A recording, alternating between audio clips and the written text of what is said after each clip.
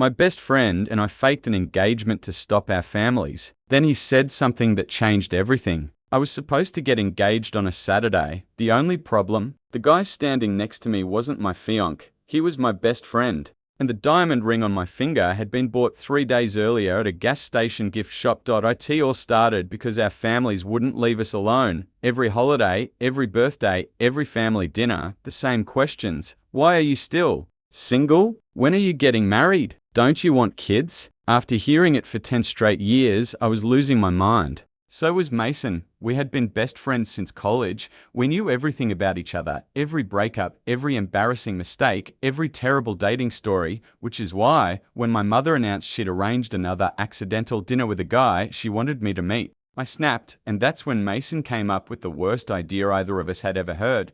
Let's tell them we're engaged. I laughed. Then I realized he wasn't joking, and somehow, a week later, we were standing in front of both our families pretending to be in love. The reaction was immediate. My mother screamed, actually screamed. His mother started crying. My aunt nearly dropped her wine glass. And Mason? Mason wrapped an arm around my shoulders and smiled like he'd been preparing for this moment his entire life. I hated how convincing he was. For the next 3 hours, our family celebrated. Meanwhile, we sat there trying not to laugh. When everyone finally left, we went straight to our favorite diner. The second we sat down, I threw a napkin at him.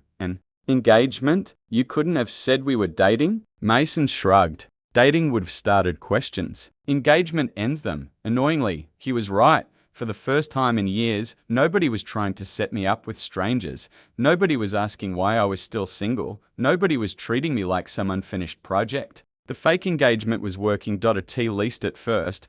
The problem was that maintaining the lie became surprisingly complicated. Our families wanted engagement photos. They wanted wedding plans. They wanted details. Suddenly, we had to spend more time together than ever before. Every weekend there was another event, another dinner, another gathering, another opportunity for someone to catch us making a mistake. We created entire spreadsheets, fake stories, fake memories, fake wedding plans, and somehow, the more we pretended to be a couple, the easier it became. That should have worried me, but it didn't, not then. A few months later, we attended one of his cousin's weddings. Halfway through the reception, Mason disappeared. I found him outside, sitting alone, staring at the parking lot. You okay? I asked. Yeah. He wasn't. I had known him for almost 10 years. I could tell immediately. After a long silence, he finally spoke. Do you ever think we're ruining our chance to meet someone? The question caught me off guard. What do you mean? This? He pointed between us. The fake engagement.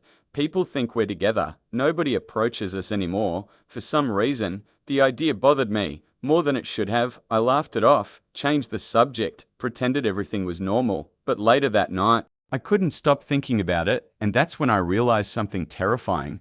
The thought of Mason dating someone else made me jealous. For the next few weeks, I tried to convince myself I was being ridiculous. Mason was my best friend, nothing more. The fake engagement had just gotten into my head. That's all. At least that's what I kept telling myself. Then Emma showed up. She worked at a marketing firm that had partnered with Mason's company. She was smart, funny, beautiful, and worst of all, she liked him a lot. I noticed it immediately. The way she laughed at everything he said, the way she looked at him, the way she found excuses to touch his arm whenever they talked, and apparently, Mason noticed too. One Friday night he casually mentioned grabbing dinner with her. I smiled, told him that was great, then spent the next 3 hours staring at my apartment ceiling wondering why I suddenly felt sick. The next few months were torture. Mason and Emma got closer. Dinner dates became weekend dates. Weekend dates became an actual relationship. Meanwhile, our fake engagement still existed, which created a new problem. His family loved me. My family loved him. Nobody wanted us to break up. Every time we hinted that maybe things weren't working out,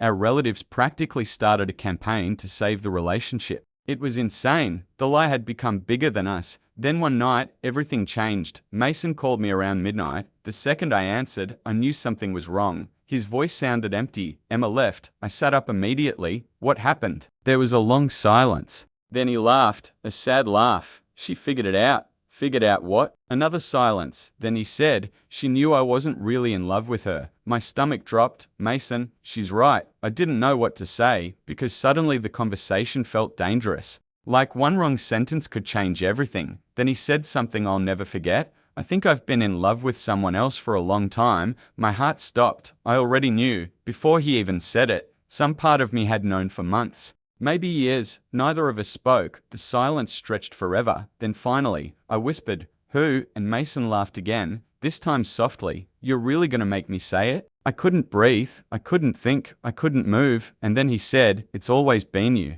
For a few seconds, neither of us spoke. I just sat there holding the phone, trying to process what I'd waited years to hear, and somehow, the only thing I could think of was how unfair it felt, because after all this time, after all the fake dates, the fake engagement, the fake memories, the fake relationship, the feelings had become real for both of us, and neither of us had said anything. Finally, Mason broke the silence. "Say something." I laughed nervously, then immediately started crying, which was embarrassing and apparently hilarious to him. "Are you crying?" "Shut up, you're crying, Mason, you are literally crying," and just like that, the tension disappeared. The next day he showed up at my apartment. No fake ring, no fake story. No pretending, just him. For the first time in years, we talked honestly about everything. The feelings we'd ignored, the moments we'd almost said something, the jealousy, the fear, the reason neither of us ever dated seriously for very long. Be why. End of that conversation, one thing became painfully obvious.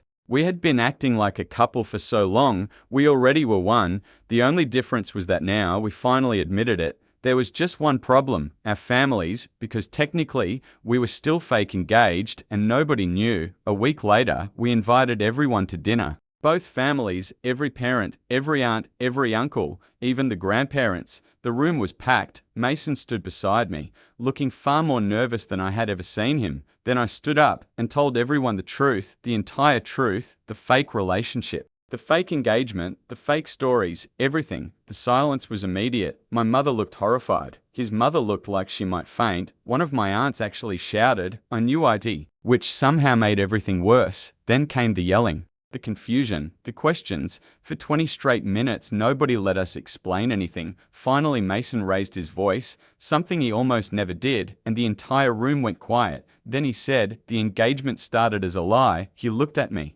smiled, then reached into his pocket. My heart stopped, because this time, the ring wasn't fake. The room went completely silent, and Mason got down on one knee, right there in front of everyone. My family, his family, every person who had spent years trying to force us together. And after all that time, he asked me for real. I don't even remember exactly what he said, because I was already crying again. The answer was yes, obviously. A few months later, we got married. An actual wedding. A real wedding. No lies. No pretending. No fake stories, just us. Sometimes people ask when we realized we loved each other, and honestly, neither of us knows. Maybe it happened during one of those fake family dinners. Maybe it happened years earlier. Maybe it happened so slowly that we never noticed. All I know is this: the relationship that started as a lie ended up becoming the most honest thing either of us had ever had. The end.